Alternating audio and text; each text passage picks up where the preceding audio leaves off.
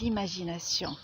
L'imagination a deux sortes, conservatrice et créative. La première est très liée à nos sens. Quand vous voyez des choses, par exemple, sensuellement, physiquement, je veux dire, vous pouvez après fermer les yeux et répéter ça. Par exemple, ces fleurs, vous les voyez, puis vous fermez les yeux, vous répétez dans votre imaginaire les images que vous avez vues. Par exemple, avant d'aller au supermarché, vous pouvez imaginer tout le scénario. Hein? Alors ça, c'est l'imagination conservatrice et elle est l'écho de nos expériences physiques. Il n'y a rien de neuf dans l'imagination conservatrice et la plupart des gens utilisent ce type d'imagination.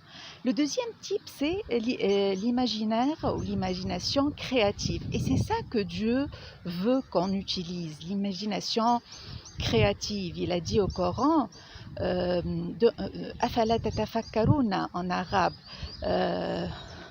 pensez-y, pensez. Hein? Il a toujours dit pensez, pensez. Voyez tous les cieux, toute la terre et les cieux et pensez. Qu'est-ce qu'il veut dire avec penser? Il veut dire imaginer des choses neuves, parce que quand vous imaginez des choses neuves, des images neuves dans votre imaginaire, hein,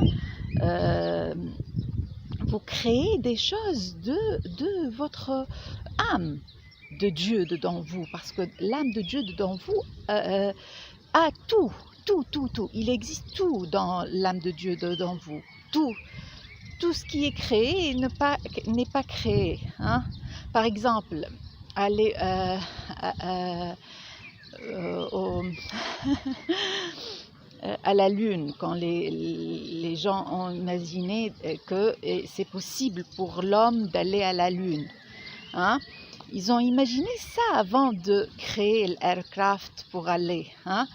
Toutes les inventions ont commencé par des idées imaginées dans la tête des gens qui ont voulu vraiment réaliser ces objectifs.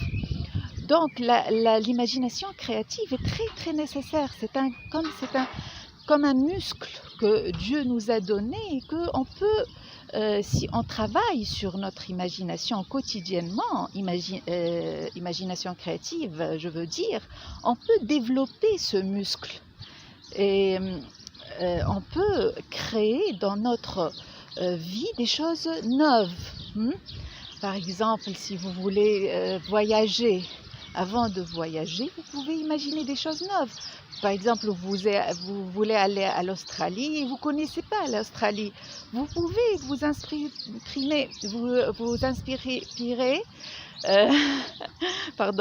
vous pouvez vous inspirer des images à l'internet et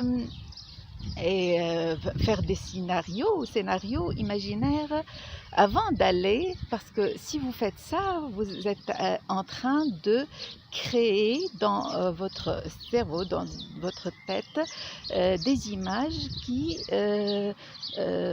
vont être réalisées graduellement dans votre vie. Et c'est ça l'imagination créative.